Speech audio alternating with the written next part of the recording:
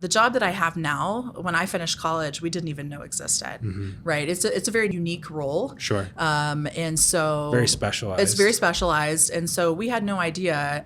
Most people don't know that this exists unless they need independent engineering services. Then they're not going to know about it. And the only reason I knew about it is because, independent engineers would come to our construction sites and I was the tour guide. Right. I would give them the tours and explain where we were in the project and things like that. But it's not something that you would ever go to school and be like, when I'm done, I really want to be an independent engineer, because it's not a known thing.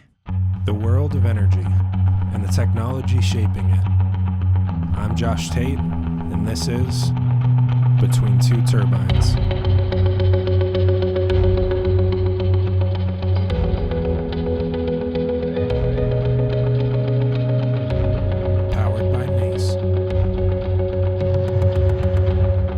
Ginger Elbaum, welcome to the show. Thanks for having me. Yeah.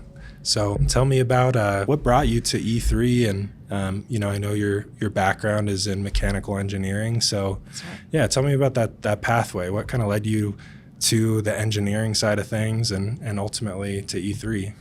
Yeah, first, I am a mechanical engineer.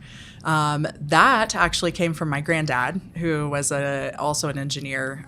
He worked in oil and gas, but I have these really cool pictures from back when he worked on power plants back in his day. And of course, it would horrify you, the lack of safety measures. Oh, so. I'm sure. Yeah. No hard hats. People are just standing under turbines, and it's fine. We've come a long way. Yeah, we've come a long way. Thank goodness, too. And so that's how I kind of started down my interest in engineering. And it's a little bit of the path less traveled, I'll say, for women. And so, I'm always up for a challenge. So anyway, I enjoyed it, still enjoy it. My first job, I actually didn't know what I wanted to do, and I had a variety of different job offers, but I just knew I didn't want to work inside in a design office. So I ended up working at a quarry out in West Texas, and then from there I decided that was not where I wanted to be in my early 20s, and I then moved to work for Calpine Corporation, building power plants, much like my granddad. Yeah. It was pretty cool, kind of following in his footsteps. And so I really enjoyed that. Yeah. I loved construction, but that is a very difficult way to live your life. Kudos to those that can be lifers at it, because it is very, very fun. Very fun work, very fast, very furious, quick decision making. What goes into that? I mean, I can only imagine as a plant's being built. Yeah. Everything all the time.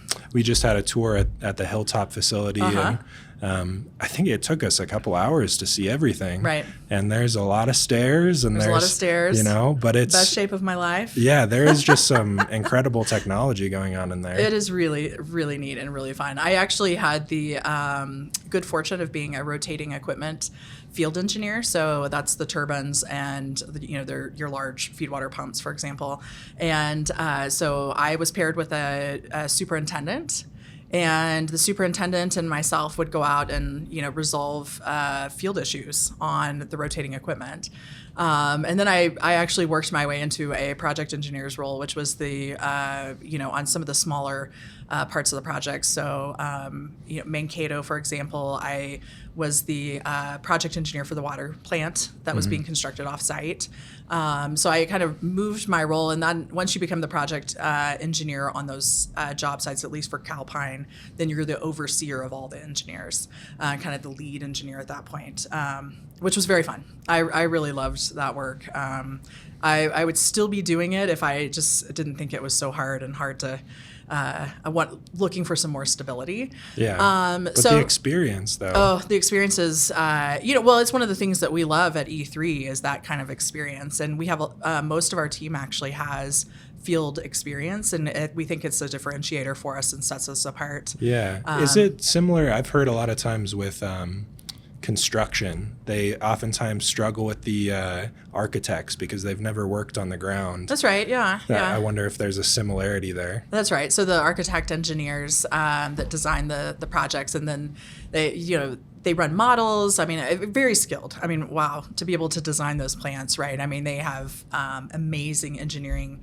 capabilities, but sometimes it's the pragmatism. I'll say. Of life type stuff. Well, there's quality of life for sure, and just being able to, I mean, we worked a lot of hard hours, but kind of on your comment about the architect engineers, it's just they don't spend the time in the field.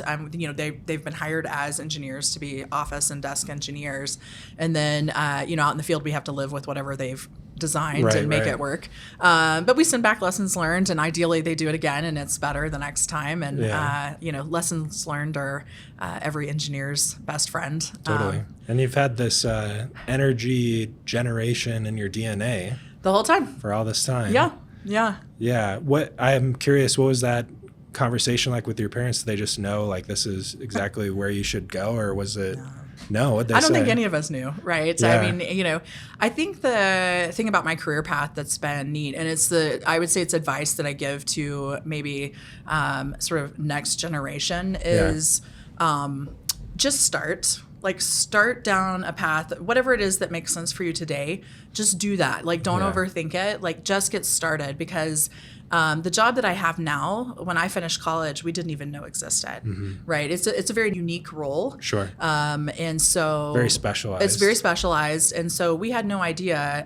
Most people don't know that this exists unless they need independent engineering services. Then they're not going to know about it.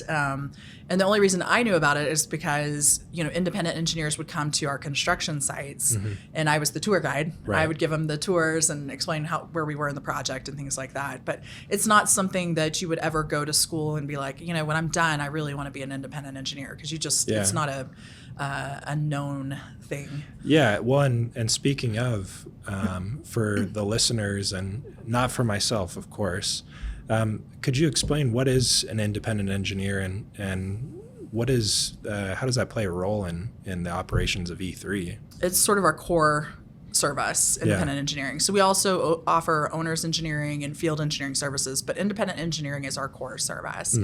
And what it is it's like a combination of engineering, commercial, and financial components of a project. So it's all the different pieces. You're the glue, kind of. It's bringing a whole project together. So it's the whole project picture, I would say. So if you were going to lend, $500 million, you would want an independent party to take a look at your project, right? And make sure that it makes sense. Of course. And identify any risks for you. What are the risks and how important are these risks? I mean, there's no project without risks, right? You can't completely de-risk a project. And so we look at the commercial aspects. So we look at all their contracts. We look at schedules. We look at budgets. We look at the technology that they're using. We have deep knowledge of the different technologies. So turbine technologies. We actually here at E3, we are really diverse. It's something that I'm really proud of with this team, is that we are so diverse. So we can actually look at a whole host of technologies, probably about 25 different technologies. We have the skill sets to review and analyze all of your technical concerns. So that's a lot of fun. We also look at offtake agreements, hedge arrangements. So things that, again, that you would, as an engineer, you would never expect that you were going to end up working on in your career, right? And then all of this kind of culminates in a financial model. And so then we review the financial models to make sure that the contracts and the technologies and the degradations and all the things we know about all the different pieces are accurately reflected in the model, but also, can we de-risk the project with some of the challenges in the financial model? So are there financial instruments that can be used to help de-risk the project as well? And if so, and if those are necessary for the project, then are those in the model as well? So we take a whole project view. It is very fun. and for an engineer maybe. Yeah. But it's very, very neat. We see all aspects, and then we do this for pre-financing. So as projects, developers and banks are looking to borrow and lend money, we'll look at the projects, but we also look at refinancings. We do mergers and acquisitions. We do distressed assets. So your asset is underperforming, and now it's gone into what they call a workout situation, potentially a bankruptcy situation. Okay. We look at that. We can provide expert testimony because our team is made up of subject matter experts. Right.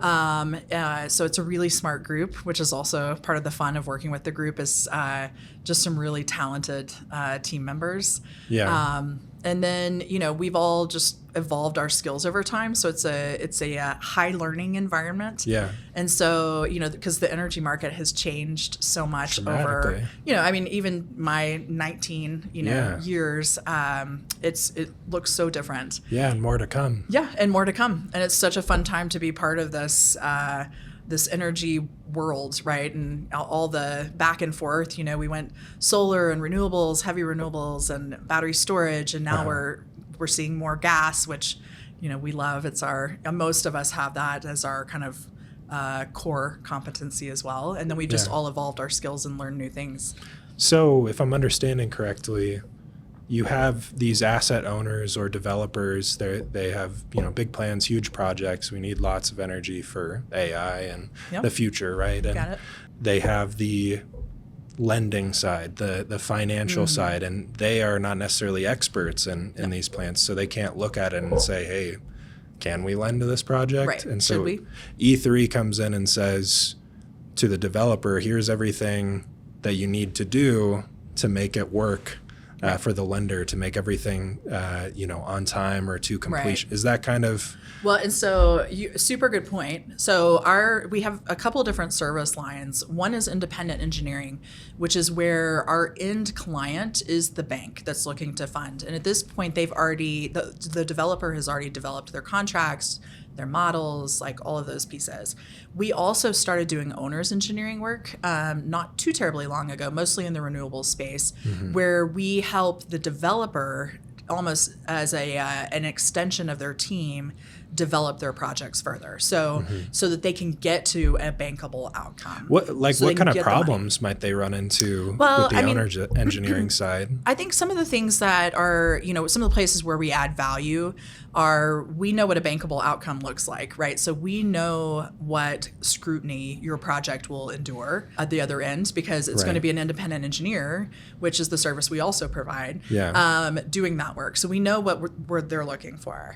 We also, I think one of the places that we really add some value, though, is that we know what market terms are. So you, for example, are looking at an O&M agreement, maybe NACE. Sure. Oftentimes NACE. But you're looking at an O&M agreement, and we can say, all right, that is a market agreement, a market level contract. That is comparable to what you would get from your other O&M providers, right? Or oftentimes where we see it will be like in an LTSA. So O&M's probably not my best example, because those are, a little bit of maybe an easier contract, but looking at an LTSA, so long-term service agreement with a turbine provider, for example, we can say they are not giving you their standard performance requirements or their standard LDs, or we know that they can do better, or so those are some of the places that we can add some value, and it pays dividends. I mean, it really can add up to some real dollars at the end of the day. And then also we can just help you with your contract terms. I mean, we've had different clients that have had some issues on their projects. One recently, they are having trouble getting through some of their completion requirements just because of weather. And so, we're like, well, we can't certify, completion, for example, but here's some alternatives, and here's some ways that we could help you make this work. And I think that's a differentiator for E3 as well, is we have been doing this for a long time. E3 was founded in 1999. And so we've been doing this for a long time. We have a lot of people that have been here at E3 for a long time, which is something that's pretty neat about our business. Yeah. It must be a great place to work. Yeah. And we must believe in the work we do, right? Definitely. We can not only say, all right, here's some issues with your project or here's some risks, but here's some solutions. Yeah. You know, so it's not just throwing stones, it's helping you like get to that bankable outcome. I wonder, for some of the listeners, I could see them being in maybe the operations or engineering side on the ground. And I wonder for them, since you're interfacing with the financial side of things as well, those are two different types of people altogether. What advice do you have for them? How do you talk to a financial institution or the bank, and how do you show them that you're bankable? I mean, what's some of your advice there? Sure. Well, that's a great point, because I will say that it is not it's not engineers' sweet spot to speak maybe more in layman's terms. Yeah. So one of the things that makes an independent engineer good at their job is being able to speak the language in a way that's understood by like a financing party. Yeah. And so you cannot just talk in your tech speak, which we all avoid love to acronyms. Oh yeah, we love it. We love a good acronym, you know. So it condenses a lot of information, you know. It is, and summarizing it and making it, in a way that's easier understood. Yeah. Because our financing parties are excellent at project finance. Yeah. And that's not our sweet spot, right? We're excellent at technical things and commercial things. And so, we both have to communicate with each other in a way that we can both understand. I mean, it goes both ways. And then, when we speak with operators in the field teams, I mean, then we can all kind of nerd out and speak our engineering languages and our field languages. That's an easy one. Yeah, I think I've been in the office too long. We were at a plant recently, and some of them have different shoe policies, and I need to start bringing the steel-toed boots. Yeah. And I think there's a totally different ethos when you get on the ground. Mm-hmm. And something I love is just real people on the ground, and I love it. And aspect of part of the reason I've been here a little over 4 years now, but I feel a sense of pride that, the work we're doing is helpful to people. Meaningful. And I know we do take for granted having electricity, but it is, right. I mean, it's a miracle, isn't it? Yeah. Energy is meaningful, right? I mean, it's really important to life, quite honestly, and the quality of life that we experience here. Yeah. So, I mean, the work that we do, that all of us do to support, the energy industry is important, and it's impactful. Yeah. And I think, that's one of the things that also keeps us all coming back is, and on the same for the NACE side. I mean, you guys were the critical teams, right? The critical, people during like COVID. Sure. You kept the power on. I mean, wow. What a gift you gave to society during that time. Yeah. And we can see, in Texas when the power did go out, that it's just, and I don't know, what was that? A couple weeks in some areas. Yeah. And that's massive. It's catastrophic. Yeah. And in some ways, it does feel like the grid is delicate, but it seems like we keep finding ways to keep it going and strengthening it. And I'm curious what your thoughts on the future of energy, where we're headed. Maybe some things you're bullish about, some things that you're concerned about, or. Well, it's interesting because we were just talking about this. So some of the things that are exciting. I do love the energy mix that's happening right now. Yeah. And that will continue to happen. So, we went heavy renewables for a period. Right. And then now we're starting to see gas, sort of re-enter the picture. Right. New build gas, I should say. Yeah. I mean, gas never went away. Natural gas fired power plants never went away. But new build gas re-entering the picture. Geothermal, we do some work there. Yeah. But we were talking about nuclear, SMRs, which is the small modular reactors. Yeah. What is that going to look like? Right. You've probably seen some in the news that some of the big data center, kind of hyperscalers are looking at potentially restarting some of the nuclear, like the larger nuclear plants. Right. That's interesting. But transmission is the thing I think that makes us all a little nervous. Right. Transmission, it just takes a lot of time to get those transmission projects developed and then constructed. And the need for the transmission and the infrastructure to support the new build projects, I think, is one of our, one of my concern areas. Is it just red tape, do you think, or do you think it's genuine? Because I've heard recently China's transmission lines that they've installed are, I don't know how exponentially larger they are, but compared to the one that was recently installed in California, which took many years, what's your take on that?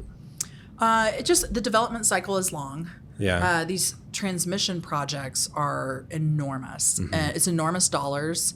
It's an enormous span of space. So, it's not as simple as like, we're just going to do it. Like we'll get the poles, we'll get the towers, we'll put together a quick design, and we'll install this. It'll be easy breezy. Like you've got to cover the amount of just ground that you cover in the leases and the land acquisitions. And, that's a huge part of it. These projects are becoming more and more complicated, how to move that much power. AC, DC, the converter stations. I mean, there's so much more complications to them. But then, you've got permitting concerns always, interconnection.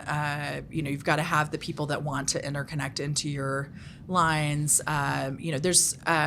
It's far more complicated than it looks to the outside. And the NIMBYs. The NIMBYs, of course. Yeah, of course. And fair enough, right? Yeah. I mean, fair enough. But, there's some of that as well. And so there's, and that's part of that permitting process. So there's, there's just a lot that goes into it. Yeah, I think my understanding has just been, as we've increased, like you mentioned earlier, safety and consideration for people and how environmental impact and all those things. And That's right. It makes sense that we would become more careful about what we do next, but obviously that makes it harder to move and at the speed in which everybody would like things to move. That's right. Well, and at the speed it's going to have to move if we're going to keep up with the power, with the demand. So, I mean, we're going to have to take some of the, like you said, some of the red tape. We're going to have to move faster if we're going to meet the demand requirements. And, one of the things we were talking about, too, today is, some of our projects are doing things like they call it islanding. So they create their own little network, so they build their own power plant to service their data center. Right. That comes with its challenges as well, right? And so... Because they're generating right next to the data center. That's right, and they're providing the power to the data center. We've seen a lot of proposal activity around that, for example, lately. But, there's a lot of benefits to being interconnected to the grid. Right. But there's also the necessity. They've got the demand, they've got to move quickly, and they're going to build their own plant. Yeah. So there's I think one of the neat things about right now, and one of the neat things about being part of the energy industry right now, is just that there is so much innovation and people are clever, and it's fun to watch. It's fun to watch developers, find solutions. It's fun to watch engineers, figure out how we're going to make these things work. It's, I just really enjoy the work that we do, honestly. It's a great time to be part of the energy industry. Yeah. Something that I always find interesting is the new forms of power that we've been in, and not necessarily new, but maybe they haven't been scaled up. I'm curious, as an expert, you would know better than I do, hydrogen, or, how far are we from nuclear fusion? Right. Some of these different ones. Do you think about those things? Yes. I mean, we see so one of the other cool things that we do is, we actually review new technologies. So if you want to pilot a project, you're going to need money. Right. So anything that's capital intensive, we can help support. So maybe you want to do a pilot, you've got a new technology, you're going to have to get an independent engineer's review of that Yeah. to confirm that your technology works and it's scalable. And so that's another neat thing that we do is we do see new technologies. We've done some of that work for DOE. We do it for private developers, private investors. So that's one of the neat parts of our job that we really enjoy. And we recently saw a neat project that looks like it's a technology that people have been working on for a very long time, and it looks like they finally found a solution. And so it's kind of fun to celebrate that. Yeah. So It's cool. yeah, I think it is neat. it makes sense. There's concern about, how are we going to manage some of this? It seems like a lot of these solutions will happen on the back end of things and down the line. But I think you're right. When push comes to shove, things will change.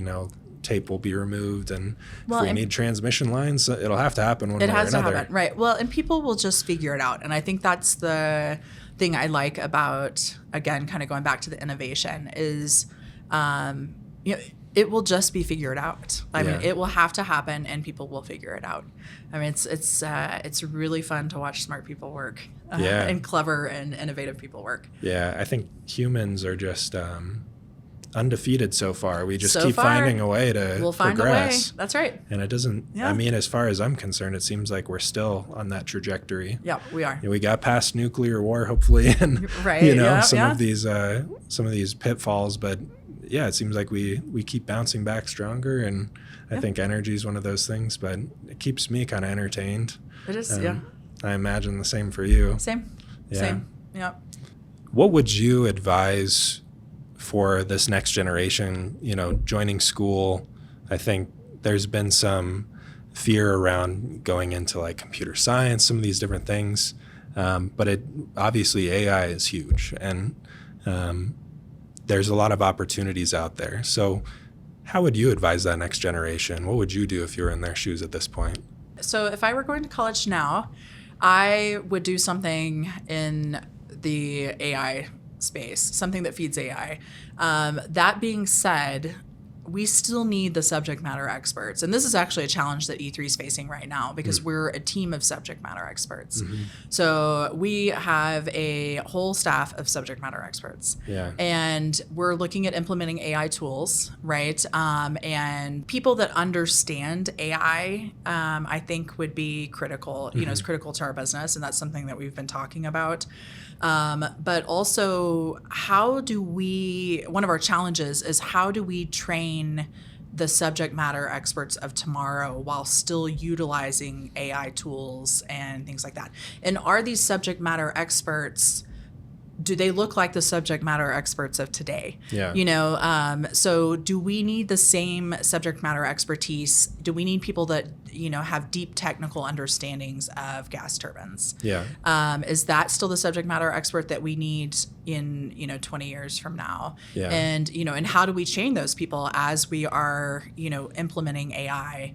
And so that's one of the challenges that we're faced with right now is, looking at the future and what does that look like and how do we continue to support? Because I still think that you'll need the subject matter experts. You still need the people to be the innovators and the creators. Yeah. And engineering has, both a deep technical, very sciencey piece, but it also has a creative component as well. And I think we're still going to need those subject matter experts, the creators, the deep thinkers. And so how do we train those people now for the future? I would tend to agree. I think especially large language models are really powerful, but something we talked about earlier is they never experience the pain of failure. Right. Yeah. So they don't ever learn from their mistakes because functionally they don't make mistakes. Right. And I agree. Unless, there's other alternative ways that they're building out AI, and it's not just large language models, but I think it's just really imperative to have people that have something to lose, skin in the game, making really critical decisions. Yeah, that's a smart thought. Well, and something, we kind of talked about earlier actually is, just, I think for the people of the future, the up and comers, well, I'll call them, something I think that is important and is just just find your path and start. Right. Every employer loves a learner. So you may not, maybe you came out of school with the degree that's not on the path that you're going to end up on. Right. But you've demonstrated that you can do something hard, that you can stick with it. You can get the degree and just, commit to being a learner. Yeah. And so start down your path, pick a direction and go. Yeah. And then I would, and then just commit yourself to learning what you need to learn for the next, the next step, the next phase, the next, whatever's next in technology or AI or energy or, just commit to continuing to being a lifelong learner. Yeah, I agree. That's been my experience is I just have wanted to get in and like, what solutions can I bring to the table? What things can I do that add value? That's right. How can you be a contributor? Yeah. Yep. Cool. Well, thanks so much. Absolutely. Thank you. Hopefully we can do this again soon. And, yeah, I would love to. Yeah, I really enjoyed it. Same. Likewise. Thank you.